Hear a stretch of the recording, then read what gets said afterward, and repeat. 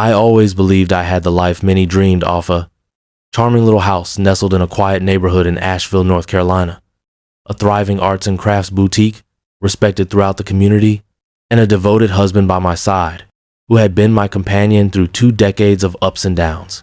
My name is Evelyn, and at 55, I was convinced everything had finally settled into permanent serenity.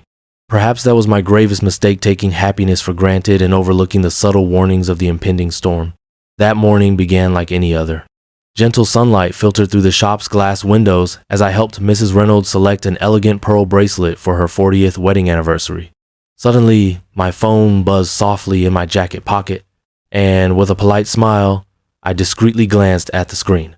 My eyes froze on the cold, concise message from Henry. I'm leaving you for Florida with the woman I truly love. By the way, I've emptied our joint account. Don't bother looking for me. Those cruel words sent a wave of pain twisting through my heart, yet my hands did not tremble, nor did my voice falter. Calmly, I placed the pearl bracelet into its velvet-lined box, offered Mrs. Reynolds a warm goodbye, and only allowed the faint tightening around my eyes to betray the shattering turmoil within me. Once the door gently closed behind her, I lowered myself slowly into the chair, clutching the phone tightly, unable to tear my gaze from the devastating message.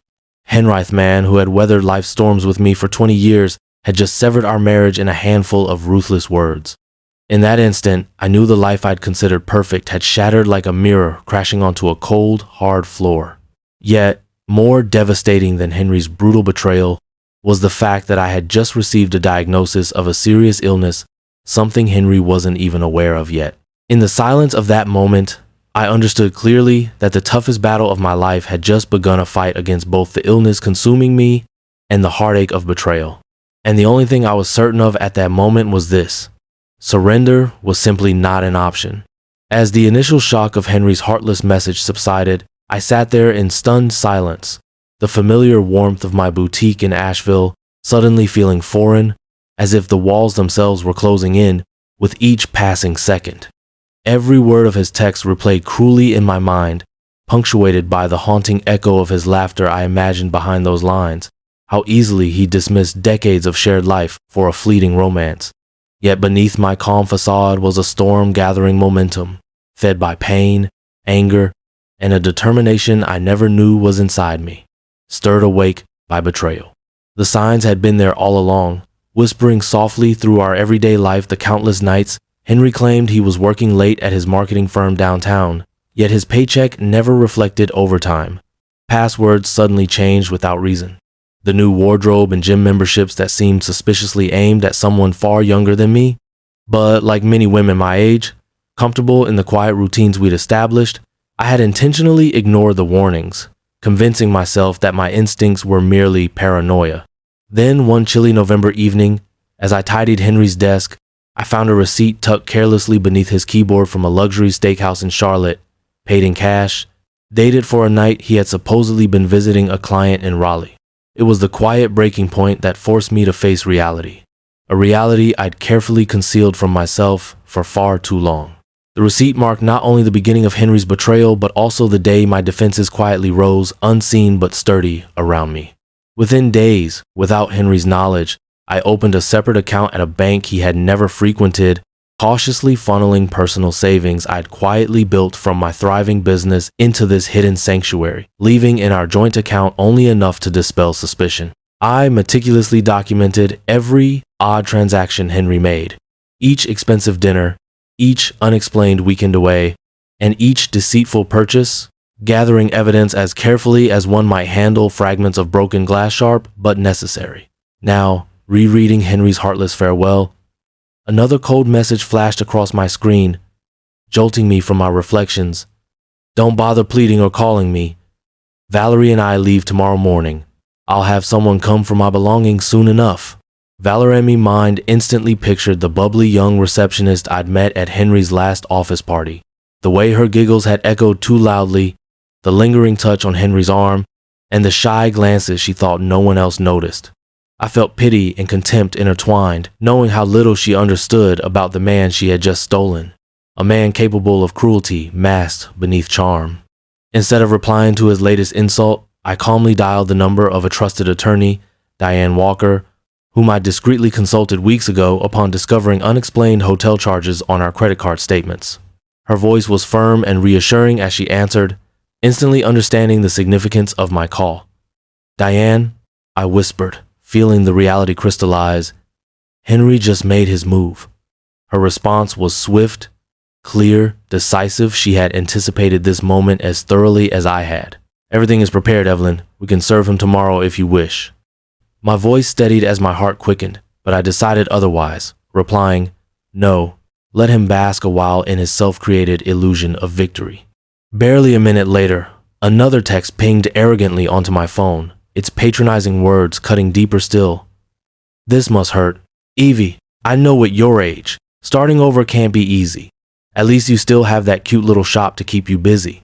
My blood ran hot as his condescension stung me deeply, belittling not only my worth as a partner but also the business I'd poured years of effort into building an enterprise that now comfortably surpassed his own career earnings. Yet, even as fury sparked within, I resisted the temptation to retaliate with harsh words, choosing instead quiet dignity. Each text, each careless word Henry arrogantly typed, became another nail in the coffin of his carefully planned deception, another vital piece of evidence to ensure justice. Later that evening, alone in the home I'd inherited from my late mother, the home Henry had repeatedly pressed me to add his name to, an instinctive decision I gently resisted, I sat down with a glass of vintage Merlot reserved for celebrations, and tonight qualified in a way Henry could never have foreseen. As I arranged documents for Diane, evidence neatly collected into folders labeled by date and incident, my gaze fell upon our wedding photograph, capturing Henry's younger face, unburdened yet by vanity or midlife desperation. I traced my finger along the glass, bittersweet memories merging with present-day clarity, recognizing fully now how far he drifted from the man I'd once married. Throughout the night, Henry's messages grew progressively arrogant. Each new buzz of my phone, another jab he couldn't resist throwing. "My family knows, Evie. They agree we grew apart. Nobody blames me." Then a final insult disguised as generosity. "I booked our flight to Miami with the joint credit card. Think of it as my parting gift, LOL. Perfectly predictable arrogance, I thought bitterly, feeling an unexpected surge of vindication rise within me. Calmly, I called our bank's fraud hotline, reporting the unauthorized use of our joint credit card, and carefully forwarded Henry's admissions of financial misconduct. The satisfaction in the representative's professional voice mirrored my own quiet triumph as she swiftly canceled Henry's plans, leaving him blissfully unaware of the consequences waiting in the morning's harsh daylight. In the quiet aftermath of Henry's barrage of hurtful messages and reckless actions, I felt a strength previously unknown awaken within me, a resolve born from betrayal, fortified by careful planning, and hardened by newfound clarity. For years, I lived within Henry's shadow, contentedly playing a supporting role in our shared narrative. But as I prepared the paperwork and sipped the celebratory wine, I understood my story was far from over. Henry, confident in his momentary escape, had yet to discover how thoroughly he'd underestimated me. The upcoming days promised drama, confrontation, and perhaps painful truths for Henry. But for me, this marked the first deliberate step towards reclaiming control over my own destiny, ready to prove to him, and more importantly, to myself, that betrayal, no matter how cruel, could never diminish my worth nor break my spirit. In the days following Henry's callous departure, my outward composure remained unshaken as I moved quietly through my daily routines at the boutique. But inwardly, I wrestled fiercely with twin agonesa, devastating betrayal, and the heavy shadow of my recent cancer diagnosis. While my customers praised my poise and smiled at the familiar serenity they had always associated with Evelyn's crafts and gifts, beneath that composed veneer, I quietly prepared myself for the inevitable storm that loomed closer with each passing moment. Every evening, once the boutique door had softly chimed closed behind the last customer, I would retreat to my modest home on Magnolia Avenue, a home my mother had lovingly entrusted to me before she passed, where I meticulously documented each of Henry's thoughtless actions, gathering evidence with the determined precision of a woman fully aware of her worth and dignity. I had always been meticulous, a trait Henry used to tease me for, labeling my careful bookkeeping as an obsession, unaware that this very obsession would become my strongest defense. In the sanctuary of my study, beneath the comforting glow of my antique brass lamp, I compiled bank statements and receipts, printed screenshots of his arrogant texts, and noted dates, locations, and suspicious charges with disciplined resolve.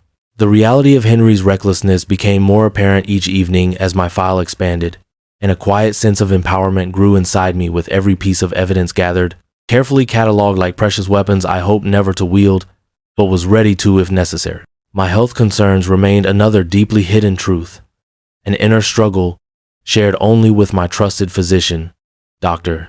Margaret Collins, whose gentle yet direct manner had provided steady support since my diagnosis.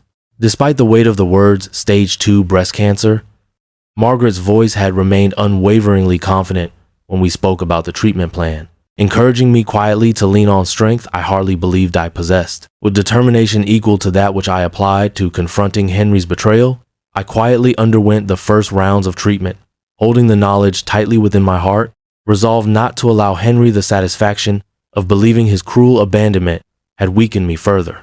A particularly bitter smile touched my lips one evening as I carefully moved personal savings from our joint account into my newly established private account, leaving behind only enough money to maintain Henry's illusion of control. The money he so callously believed he had stripped from me was merely a fraction of what I had prudently sheltered over the preceding months. His pride and arrogance had blinded him, leaving him incapable of noticing the carefully orchestrated maneuvers designed to protect me from his recklessness. Then, exactly 1 week after Henry's departure, my phone vibrated abruptly, displaying a call from his mother, Gloria, whose sharp tongue and critical eye had never fully welcomed me, even after 20 years of marriage. Her voice, colder than usual, trembled slightly when she accused me of forcing her son away with my supposed controlling nature, her words piercing deeply into wounds Henry had freshly opened. Yet this time, instead of quietly enduring the unjust accusations as I had for years, I calmly interrupted, gently but firmly confronting Gloria with the stark truths Henry himself had provided through his careless texts that detailed his theft and infidelity in unapologetic terms. A stunned silence followed my revelation before Gloria's voice softened into an embarrassed whisper, a hesitant admission of ignorance and regret slipping through her prideful defenses. Recognizing the sudden shift in power between us, I politely ended the call, careful to avoid bitterness, choosing instead a dignity I knew would speak louder than anger. It was a small victory, yet significant, and it further fortified my resolve to face this dual battle with courage and unwavering grace. Word of Henry's escapade soon traveled swiftly through the tight-knit circles of Asheville society. Whispers reached me daily from longtime customers and mutual acquaintances who entered my shop with cautious, sympathetic gazes. Henry and Valerie's supposed romantic escape to Florida had faltered spectacularly at the airport, their tickets canceled due to my timely report of his unauthorized credit card charges. Valerie's indignant social media posts, which some thoughtful friends shared discreetly with me, now painted Henry not as a gallant rescuer from an unhappy marriage, but as a humiliated middle-aged man clumsily grasping for a lost youth through reckless actions. On a gray Saturday morning, while rearranging handcrafted pottery in the storefront window, I learned from Diane, my steadfast attorney, that Henry had begun a desperate attempt to stake claims upon my beloved boutique, boldly asserting ownership rights due to his supposed emotional support during its early years. My quiet laughter at the absurdity of his audacity startled Diane, who gently reminded me of the seriousness of his claim, but my confidence remained unshaken, bolstered by the meticulous financial records I had maintained religiously since opening the store, long before Henry's shadow had darkened my life. As the days passed, Diane provided regular, reassuring updates, carefully outlining our growing legal advantage. Henry, clearly oblivious to the meticulous preparation I had quietly and methodically enacted, began spiraling deeper into panic-driven mistake ascending, increasingly rash texts, attempting to manipulate mutual friends and family into supporting his distorted narrative. Each careless, arrogant move he made only strengthened the legal case quietly building in my favor. One evening, as a gentle rain tapped rhythmically against the window panes, I allowed myself a rare moment of vulnerability, feeling the deep ache of loneliness, the stark contrast between the bustling days in my store and the emptiness at home now becoming painfully apparent. Yet, even amidst those feelings, a deeper, stronger resolve took hold. I understood fully that surviving betrayal and illness simultaneously required an inner strength born from the quiet courage women of my age and generation knew intimately, a resilience forged not from grand gestures, but from persistent, dignified endurance. Quietly, I vowed to myself beneath that rainy evening sky that Henry's betrayal and my illness would not define the woman I was becoming. Instead, I would transform this double crisis into an inspiring rebirth, not for revenge's sake alone, but as a testament to every person who had ever felt discarded, underestimated, or forgotten. In that silent promise lay my greatest strength, and as I turned out the lights that night, hope surged quietly through my heart, whispering that the coming days would deliver not merely survival but a resounding, triumphant rebirth. In the tense days leading up to the turning point in my carefully planned response, I carried on quietly, outwardly composed yet inwardly fueled by a profound determination to reclaim control of my life from both betrayal and illness. While Henry and his youthful companion, Valerie, blissfully imagined their sunny new life in Sarasota, Florida, I carefully gathered my strength, supported by ironclad evidence and legal counsel, waiting patiently for the right moment to strike back, not with vengeance born of anger, but with justice carefully measured and resolute. The day my attorney, Diane Walker, called to confirm that Henry had indeed tried to claim half ownership of my beloved boutique, Evelyn's Crafts and Gifts, I knew the time had arrived for decisive action. Diane spoke calmly, but beneath her steady, professional demeanor lay a quiet excitement I recognized and appreciated deeply as she laid out our next steps. Her voice, reassuring yet sharp, confirmed my careful preparation would soon bear fruit. Henry had carelessly left a clear trail of incriminating texts and financial misdeeds, his arrogance having blinded him entirely. With evidence firmly secured, I swiftly reported the fraudulent credit charges Henry had arrogantly boasted about in his text, leading to the immediate cancellation of their first-class flights and luxurious hotel bookings. Imagining the confusion and humiliation on Henry's face when their extravagant plans collapsed at the airport filled me with quiet satisfaction, a dignified response rather than gleeful retaliation. It was precisely the measured justice he deserved, consequences born directly from his own reckless actions. In the quiet solitude of my boutique's office, I allowed a fleeting smile as Diane informed me of Henry's desperate phone calls to his credit card company, trying in vain to restore their canceled reservations. This, however, was only the beginning. The real reckoning arrived 2 days later, at the scheduled emergency hearing at the courthouse in Asheville, North Carolina, a grand stone building I had admired countless times, never imagining I'd someday enter it to face the man I once loved, now turned adversary. On that crisp morning, I entered the courtroom quietly, dignity firmly intact, with Diane confidently by my side, our meticulously compiled documentation neatly arranged in a leather-bound file. Henry appeared moments later, dressed absurdly youthful, his designer jacket too tight, and beside him, Valerie, visibly shaken, young and unprepared for the harsh realities of a mature man's reckless mistakes. The judge, a stern yet compassionate woman close to my own age, opened the proceedings methodically, her gaze measured and perceptive, immediately commanding respect from both sides of the aisle. Diane skillfully presented the evidence I'd carefully assembled, detailing Henry's boastful admission of emptying our joint accounts and fraudulently using shared credit cards to finance his Florida escapade. Each text, each hotel receipt, and each recorded financial discrepancy was laid out systematically, revealing the stark contrast between Henry's cavalier arrogance and my cautious, responsible stewardship of our shared assets.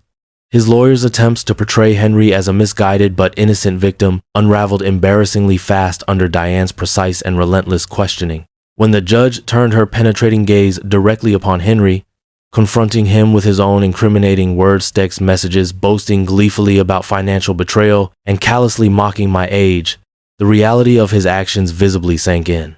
Henry's confidence crumbled as he stumbled through excuses, attempting to justify his reckless deeds as mere acts of spontaneous frustration. The judge, clearly unimpressed, pointedly asked if emptying joint finances and committing fraud were merely impulsive acts or deliberate schemes designed to humiliate and abandon a loyal spouse. Henry's face flushed deeply, his carefully maintained youthful facade dissolving into embarrassment as Diane calmly dismantled his claims to my boutique. She produced meticulously documented records proving beyond doubt my careful separation of personal and business finances over many years, exposing Henry's assertions of partnership as little more than baseless fantasies fueled by greed and arrogance. The judge, unimpressed by his lawyer's feeble defense, firmly dismissed Henry's claims, freezing his remaining assets pending further examination. As the hearing concluded, Henry stood bewildered, visibly shaken and humiliated. Valerie, once enamored by his charm and promises, now sat silently, eyes cast downward, painfully realizing the depth of his irresponsibility. Exiting the courthouse, I passed him quietly, my steps steady, dignity intact, refusing to offer even a fleeting glance in his direction, knowing my strength lay in restraint rather than vindictive triumph. In the hours and days that followed, news spread quickly among our social circles in Asheville. Longtime acquaintances and customers quietly approached me, discreetly sharing whispers of Henry's predicament, their supportive glances affirming solidarity. Local gossip revealed that Henry and Valerie now found themselves stranded at a modest motel on the outskirts of town, their luxury plans shattered. Even Henry's own family, initially misled by his deceitful narratives, began reaching out with awkward apologies, expressing shock and regret at the revelations brought to light in court. Through this dramatic turn of events, I discovered something deeper and far more meaningful than revenge: the profound strength derived from standing in quiet dignity, refusing to be diminished by another's reckless betrayal. As painful as Henry's abandonment had been, it provided the unexpected catalyst for rediscovering my own worth, resilience, and capability qualities I had quietly nurtured over decades, now fully emerging from beneath the shadow of a flawed marriage. As Diane continued to protect my interests diligently, further updates confirmed Henry's deepening desperation, attempts to reclaim lost ground proving futile and increasingly pathetic. His impulsive threats via text-angry words and manipulative pleasantly strengthened my legal position, further solidifying the resolve with which I faced my future. I quietly refused every provocation, understanding fully that true power lay not in angry responses, but in dignified silence and strategic patience. Yet even as I reclaimed financial security and personal dignity, the shadow of my illness remained a private, quieter battle, one fought with equal resolve and determination.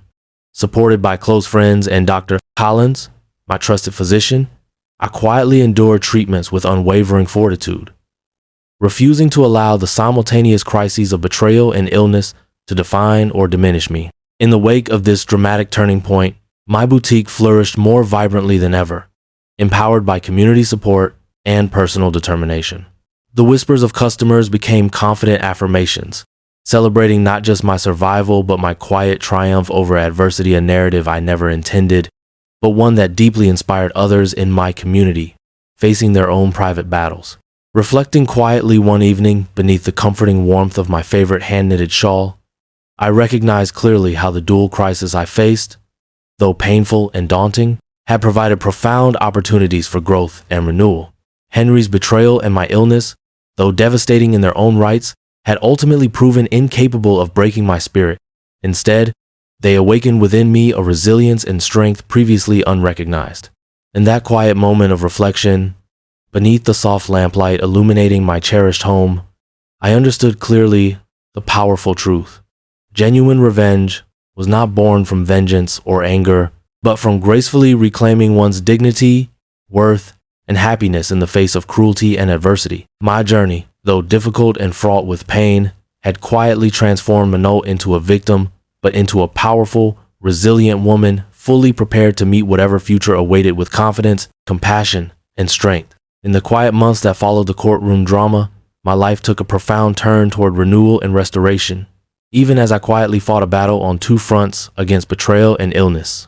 My beloved boutique, Evelyn's Crafts and Gifts, which Henry once mockingly dismissed as just a hobby, thrived beyond my wildest expectations, propelled by the overwhelming support of Asheville's close-knit community. Loyal patrons who had heard my story and felt compelled to stand with me now visited often, their sincere smiles affirming my silent resilience and quiet dignity. The modest shop expanded into a second, larger location on Main Street, allowing me to hire additional employees, including young women eager to learn the craft of business management under my careful guidance. My health, though quietly challenged by treatments that drained my strength, steadily improved under Dr. Collins' compassionate care, and each passing day brought renewed optimism, gently reinforcing my conviction that neither Henry's cruel betrayal nor my daunting diagnosis could overshadow my spirit. News trickled back about Henry's increasingly troubled life. Valerie had swiftly abandoned him, unable or unwilling to cope with the stark realities of a relationship founded on deception. Rumors from mutual acquaintances suggested that after their humiliating return from Sarasota, he had spiraled further into financial and emotional chaos, forced to move into a cramped apartment above his parents' garage in Greenville, South Carolina. Though part of me felt a brief flicker of compassion for the man I once loved, it quickly faded, eclipsed by the memories of his cold laughter as he shattered our shared life without a second thought. As time passed, quiet victories continued to accumulate. The boutique gained significant media attention, featured in prominent local publications that celebrated not only my entrepreneurial success, but also the underlying story of quiet resilience and personal triumph. This coverage resonated deeply among mature women like myself, who identified profoundly with my experiences, quietly cheering for a woman who had refused to surrender her dignity despite profound betrayal. Soon, invitations arrived, asking me to speak at regional events, inspiring others facing their own adversities with stories of hope, resilience, and graceful empowerment. Meanwhile, Diane kept me gently informed about Henry's futile attempts to contest our settlement. His increasingly desperate legal motions were consistently rejected, the courts unequivocally dismissing his claims as groundless attempts to reclaim dignity already lost by his own reckless decisions. Each quiet victory in court, communicated through Diane's reassuring voice, bolstered my sense of justice and deepened my resolve to inspire others facing similar circumstances, demonstrating that genuine strength is found in grace, preparation, and quiet perseverance.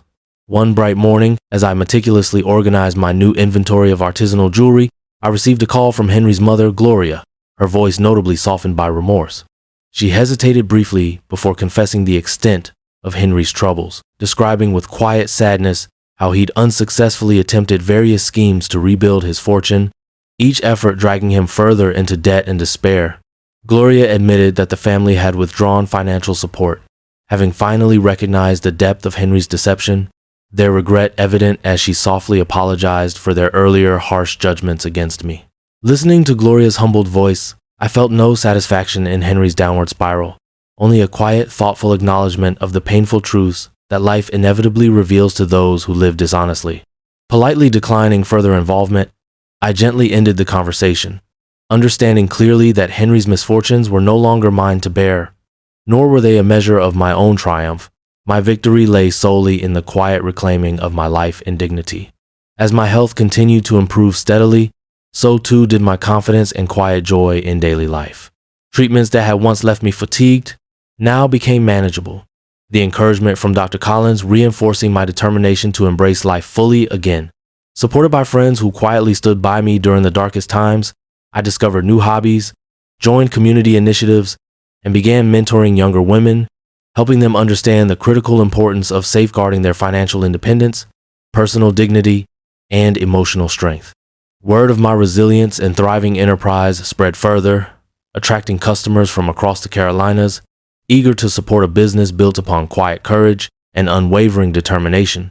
The boutique's flourishing reputation became symbolic, a testament not merely to my entrepreneurial savvy, but also to the profound inner strength women of my generation quietly cultivate over decades, often unnoticed until tested by life's harshest storms.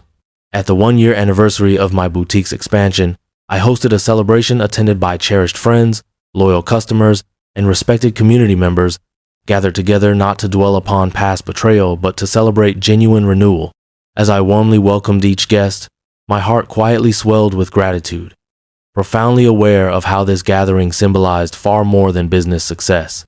It represented a powerful narrative of resilience and empowerment, a gentle yet firm declaration that no act of cruelty or betrayal could diminish a woman who chooses grace and dignity over bitterness. Unexpectedly, toward the end of the celebration, Valerie appeared quietly at the doorway, her hesitant eyes betraying shame and uncertainty. Approaching cautiously, She offered a sincere apology for her naive involvement in Henry's betrayal, acknowledging with quiet maturity the painful lessons she had learned through her own experience of being deceived by him. With compassion rather than resentment, I gently reassured her, understanding deeply how easily youthful vulnerability can be manipulated, reminding her that true growth often emerges from the shadows of our mistakes. That evening, after the guests departed and the boutique was once again silent, I stood quietly reflecting in the dimly lit space, recognizing fully the profound transformation I had undergone. Henry's cruel text message, intended as my ending, had ironically marked a new beginning, one defined by strength, compassion, and profound wisdom gained through hardship. This quiet realization filled me with peaceful contentment, knowing I had genuinely reclaimed my life not through bitterness or revenge, but through graceful, resilient rebirth. In the weeks that followed, I learned through mutual acquaintances that Henry had reluctantly accepted a low-paying position, quietly living out his days in obscurity and humility, his former arrogance reduced to silent resignation. His story had become a cautionary tale, whispered among circles that once admired him, a stark contrast to my growing reputation as a woman whose quiet strength inspired and empowered others. Ultimately, my victory was not defined by Henry's defeat, but by my own rebirth and profound understanding of resilience. My journey, quietly endured and gracefully conquered, served as a beacon of hope for countless others navigating their personal adversities, reinforcing the universal truth that life's most painful chapters can give birth to our greatest strengths, quietly forged in the crucible of betrayal, illness, and adversity. As the gentle seasons passed quietly in my life in Asheville, my journey took on new meaning, illuminated clearly by the profound lessons born from painful betrayal and personal triumph. It was now 2 years since the cold November day when Henry, consumed by his own selfish ambitions, attempted to dismantle the life we had built together, leaving me alone to navigate storms he had never anticipated. Yet, despite everything, here I stood stronger, wiser, and quietly fulfilled, the proud owner of not one, but 3 thriving boutiques across North Carolina. My health, which had quietly tested my resilience as fiercely as Henry's betrayal, had steadily improved under careful guidance from Dr. Margaret Collins, and my recovery became an understated testament to the power of quiet courage and patient determination.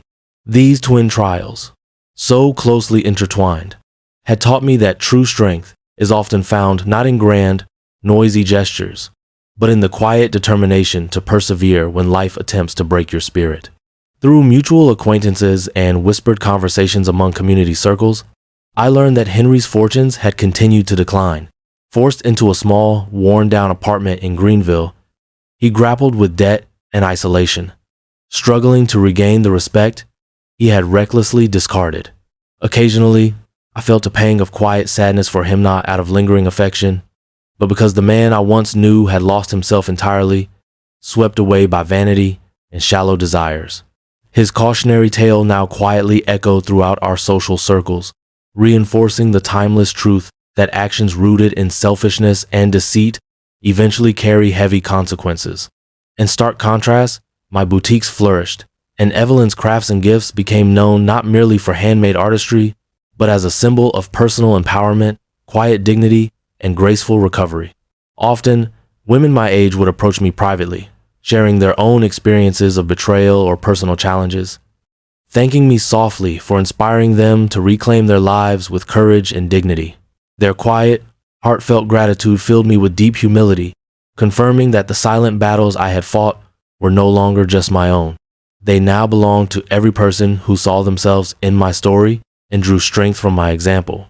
One evening, while quietly tidying my office after closing, I received an unexpected visit from Henry's sister, Clara, gentle soul, who had initially believed Henry's distorted narrative about our marriage. Clara appeared hesitant and softly apologetic, admitting openly that the family had been deeply ashamed upon learning the truth of Henry's actions and the cruelty he'd inflicted upon me. Her gentle words brought a quiet warmth as she acknowledged that my dignified response and unwavering resilience had shown them all a new understanding of integrity and self-respect. As Clara left the boutique that night, I felt an overwhelming sense of quiet closure, understanding fully that my true victory was not merely financial or legal, but deeply personal. Henry's cruel betrayal had inadvertently sparked a profound rebirth within me, allowing me to discover strengths I had never realized I possessed. This understanding quietly transformed my pain into gratitude, granting me a rare clarity about the woman I had become through adversity, dignified and resilient in ways Henry had severely underestimated. Months later, at the 5-year anniversary celebration of my flagship boutique, Evelyn's Crafts and Gifts, I stood quietly before a gathering of loyal customers, dear friends, and supportive community members. The event was not merely a business milestone, but a deeply symbolic memento testament to the power of grace and quiet perseverance in the face of profound betrayal and adversity. Among the attendees was Dr. Collins, smiling warmly in quiet pride, recognizing the journey we'd navigated together, and Clara, who offered an encouraging nod from the crowd, a quiet acknowledgement of shared understanding and respect. Near the end of the evening, as the guests began to depart, I stepped outside into the gentle Carolina evening air, breathing deeply as memories gently flowed over me, moments of joy and pain, triumph and despair, quietly interwoven into the tapestry of my life. Standing there beneath the soft glow of the street lamps lining Main Street, I quietly reflected on the profound truths I had uncovered through my journey, truths about strength, resilience, and dignity that now defined my quiet legacy. Just then, a young woman, perhaps in her early 30s, approached me shyly. Her name was Emily, and she had recently experienced a betrayal hauntingly similar to mine. Quiet tears filled her eyes as she softly thanked me for sharing my story publicly, telling me it had given her hope and strength to rebuild her life with dignity. Listening quietly, I realized fully that my experiences, once filled with quiet pain, had indeed blossomed into a profound source of comfort and courage for others, a legacy far greater than any financial success or courtroom victory could provide. My gentle reply to Emily carried all the quiet strength and conviction I'd cultivated through my struggles as I softly reassured her, life may bend us deeply at times, but if we refuse to break, we find within ourselves a strength we never imagined existed, a quiet courage capable of rebuilding us stronger than before. As Emily departed, her quiet gratitude lingered warmly, affirming my conviction that true revenge is not found in bitter retaliation, but in the graceful, dignified reclamation of one's self-worth and happiness. Returning inside to the peaceful solitude of my boutique, I sat down quietly at my desk, glancing thoughtfully at the framed screenshot of Henry's cruel message, a message once meant to diminish me, now transformed into a gentle reminder of how far I had come. Below it rested an elegant plaque, engraved with words that captured my journey perfectly. The strongest steel is forged in the quietest fires. These words, softly glowing in the lamplight, embodied my story, quietly affirming the profound truth that every adversity carries within it the seeds of remarkable growth. If you faced similar hardships, if you felt abandoned, betrayed, or lost, remember that your quiet strength is your greatest power. I invite you now to join me, subscribe, and become part of this supportive community where together we gently remind each other that no adversity is insurmountable and true victory lies in reclaiming your life with quiet dignity, resilience, and grace.